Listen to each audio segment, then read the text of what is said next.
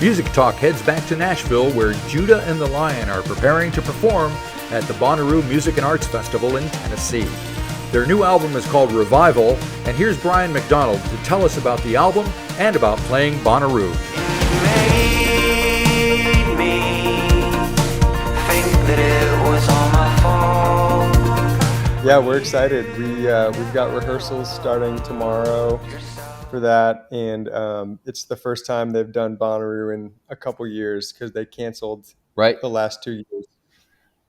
So it's going to be fun. I gotta imagine after hearing the record that the songs that comprise the new album are perfect for a place like a big festival. I mean, so do you play a different type of set when you're playing in front of a crowd like that than like a club date? Yeah, definitely. We always gear, even when we're writing songs, we try to gear it towards what the live show will be. And in the festival setting, it's definitely even more high energy, trying to that's kind of our thing, is just getting people off their feet and having a good time and enjoying that moment. So we've got hopefully something good will come of it this weekend. I'm sure he will. So who else is in the band besides you and Judah that's playing? So we've got Dylan. He plays electric guitar and bass, and he's been with us since the beginning. Since over 10 years ago, he was building sets for our stage and then ended up playing in the band. And then our drummer is Garrett Tyler, who's been with us for just a couple years now. Right. And then we've got a keyboard player named Carson Cody, and this is actually going to be his first show with us. Oh, that'll be exciting. Good way to break him in, huh? I know, right? Yeah. Fantastic. All righty. Well, so now the album is called Revival. It just came out on the 10th, just a few days ago. So what happened on the day? Anything exciting? So we actually kind of had a small group of us that did a toast on Thursday night. And that was the band and significant others, and then also our management team. And a lot of those people have been with us for over 10 years. So it was kind of it felt good to do a small little toast in a group of people that we knew very well. And after, the time that we spent making this album, which was a lot longer than past albums. Usually we do it in just a month or so, and this we spent years on. So why did you end up spending years on this record? Was it because of COVID and circumstances like that, or were there other elements that were involved? Yeah, it was a handful of reasons. One being COVID, and then just after COVID started, I actually moved with my wife to Sweden for a year. All right. And she was studying in a program there for a graduate program. Right. And so that took a year of, us not really spending time together at all and not writing any new music, and kind of just having a break. Both Judah and I were doing our own songwriting and our own projects during that time, just kind of working on that, and then which was much needed. We had spent 8 years previous to that just touring pretty much nonstop. So it actually felt really nice to slow down, and it was a good time for me to move away for a little bit. So when I got back home, we kind of reconvened and started writing this record and working on it. So that was a year ago, and some of the songs we started even longer before that. But a year ago was when I got back home. So when you came back from Sweden and you had this break, did it feel like a renewal? Was there a different vibe between you and Judah working together and writing together? Definitely. So we actually had a third member named Nate who he played banjo in the band, and as I got home, he kind of decided that he was no longer going to be in the band, and he wanted to, with all the change that everybody went through with COVID, he wanted to live in Colorado and just kind of slow down. Right. And so that was a huge change, and we're on great terms. I'm actually going to visit him next month. Oh, cool. But as far as the dynamics of the songwriting process, previous to that, the three of us had written the songs together. And so now for this record, it kind of suddenly became just me and Judah doing that together, which Yep. just created a new dynamic, and which is why this record maybe sounds so different than the others in some respects. Also because I'm playing banjo on it, and I'm not really a banjo player. I had to fake it because we decided it. How do you fake playing the banjo? That seems, as a non-musician, I'm just like, well, how does that work? Yeah, I spent some time learning Right. over last summer and practicing. But Nate had played for years before that, so Right. it's just, you can't really replace the longevity aspect. But we obviously, it's a big part of our sound. Yeah. My main instrument being mandolin, but so I played both of those on this record, and Right. I think it lent itself to those two instruments playing more cohesively, because I was playing both of them. I kind of was writing the parts all in my head instead of coming from two people. Right. Not that we weren't cohesive when Nate and I played together, because we had a great chemistry too. But I think a lot of the parts I played the same notes coming from both instruments, so it kind of has this shimmery quality to it, which to me feels really different than Right. Well, it's how interesting it has sounded. because mandolins and banjos are kind of associated with, say, bluegrass music, and let's Yeah. face it, this is not a bluegrass album. So, No. do you have to think in terms of how to make those instruments fit in with the music that you're making, or is it just a different way of using the instruments? Like, let's take a tune like "Blue Eyes," for instance. I think I hear mandolin in there somewhere, but it's not a mandolin-based song.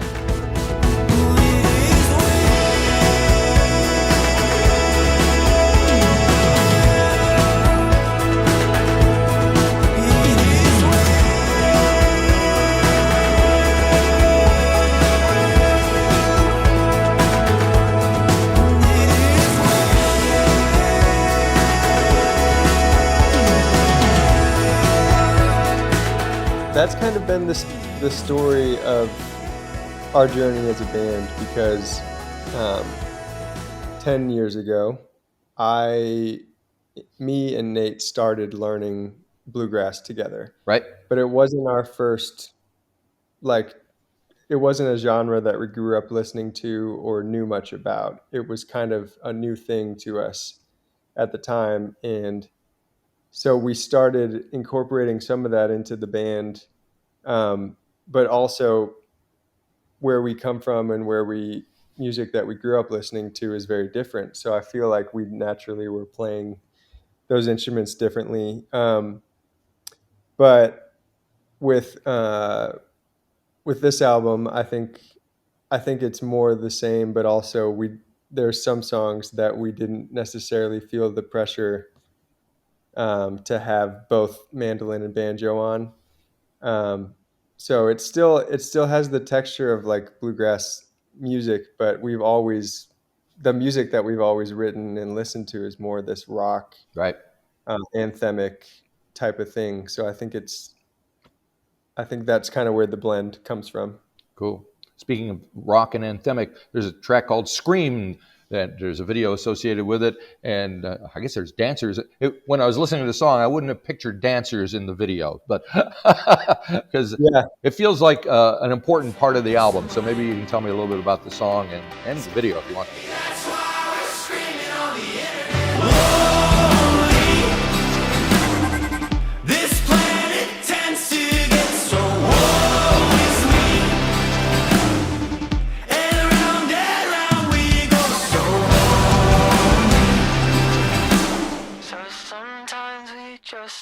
to scream?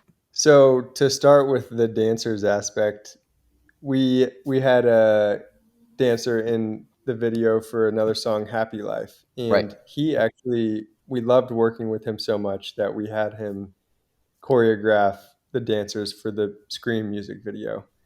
And he's just really talented, and the whole message of Scream, which kind of rings true through the whole album, is like we're going through so much as individuals and in the world as a whole, that sometimes like the only response that feels right is just to scream and like scream into a pillow. And Right. um, but the world just keeps spinning, like the years have flown by in a weird way, amidst all that's going on. So I think that like having the dancing going on in the video, and dancing has always been such a big part of our live show.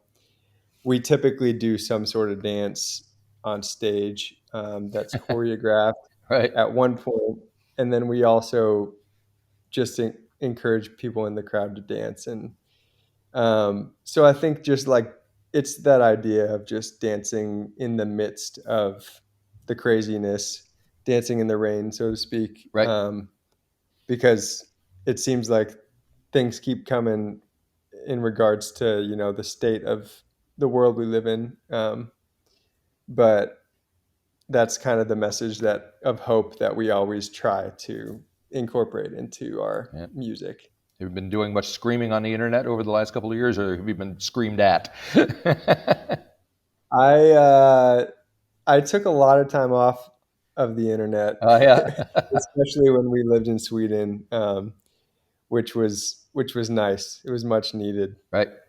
Um, so I try to give myself a healthy dose when it's necessary, but not Yeah. So I'm not be curious, living in Sweden for a brief time, did that give you a different perspective on what was going on in the States from looking at it on the outside? absolutely.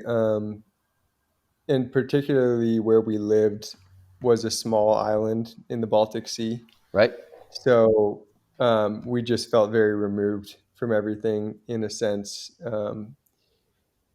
And we're very lucky to have had that experience. But yeah, there wasn't a lot that Sweden did initially in regards to COVID, and there was a lot of just a more relaxed demeanor about the whole thing, while still being careful when people needed to.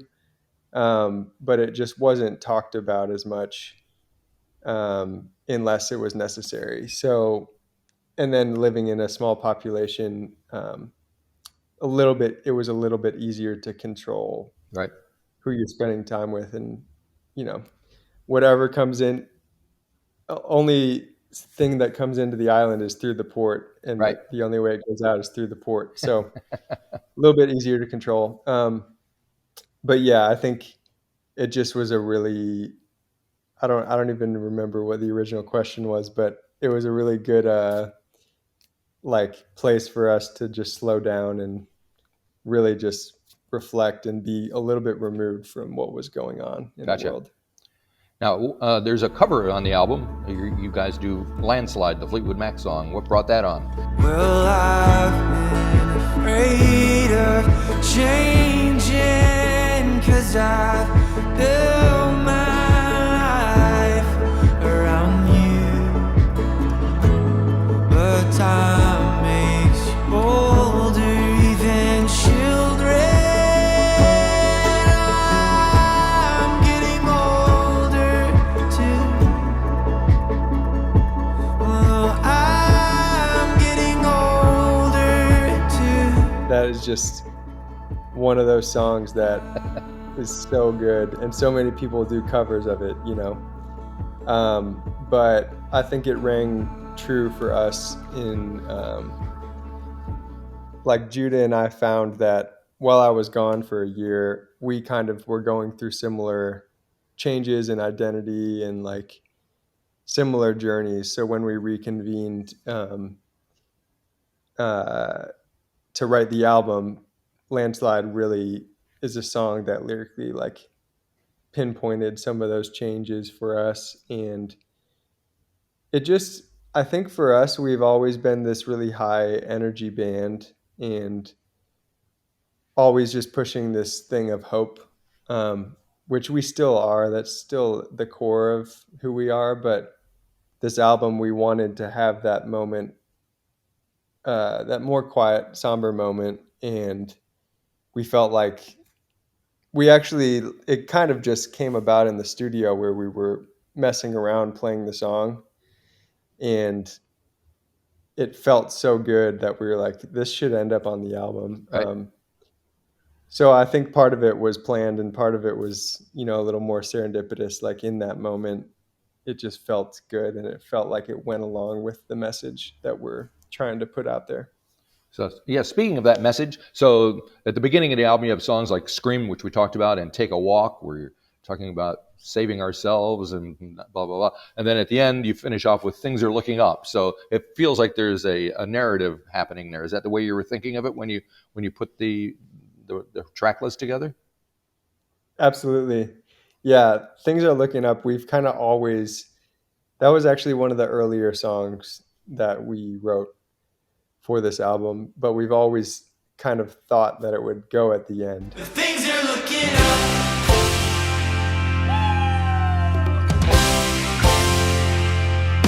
Things are looking up.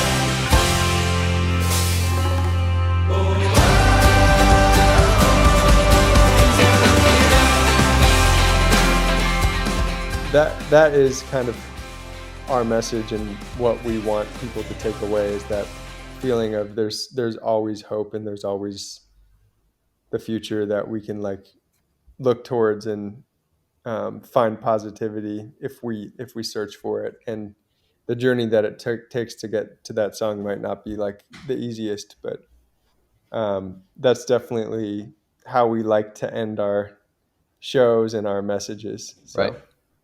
that hasn't changed, I guess. That should go over well at Bonnaroo, huh? I think so, yeah. Very good. Just quickly, what can you tell me about "Take a Walk"? Because I see there's a video for that, and it's very rousing and inspiring. But when you listen to the lyrics, it's a little bit on the dark side. Let's go take a walk downtown and act like we're the heroes that we dreamed we'd be when we were young. We can be the giants in the streets we learned to drive in, and we'll ride away into the sun. That was a fun song to write because Judah had the chorus melody kind of stuck in his head, but he didn't have any words for it. And he kind of just texted me one day and singing the chorus melody, just mumbling it, Right. and asked if I had anything off of the top of my head that was a lyrical idea. Just like stream of conscious right away, I sent back a line that was, "Let's go take a walk downtown."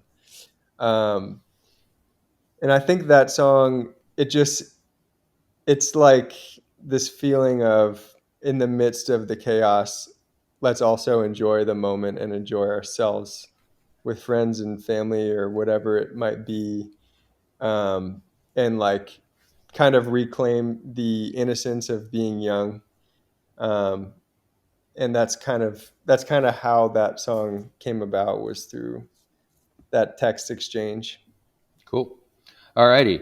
Well, hope you have a good time at Bonnaroo. I see on the same day that you're playing, there's a Kiwi singer there called Benee, Benee. I don't know if you know who she is, but if you do see her, say hi to us from New Zealand for you. Is she from New Zealand? Yeah, she is. Okay. So Cool. have you been down Definitely. here ever? I have not. I would love to check it out though. Yep, What's it come on. like? Well, I moved here from upstate New York in like '94. It's Really? very different. Very, Yeah. it was the smartest thing I ever did. So I have What no part of regrets. upstate New York did you live in? I lived in Rochester, New York, up near Toronto, Buffalo, and that Yeah. area. Yeah, you probably played Cool. there, I'm guessing. Definitely. Yeah, Yeah. but yep, no, it's a good place to be. So check it out when you get a chance. It's different than Australia. Yeah. I can catch that for sure. Yeah, that's awesome. We will definitely we'll give you a ring if we're ever in Auckland. Please do. All righty. Well, good luck on the shows, and thanks for taking time to talk to me. I really appreciate it. Yeah, super nice to meet you, Marty. You too. Have a good day. All right. Bye bye.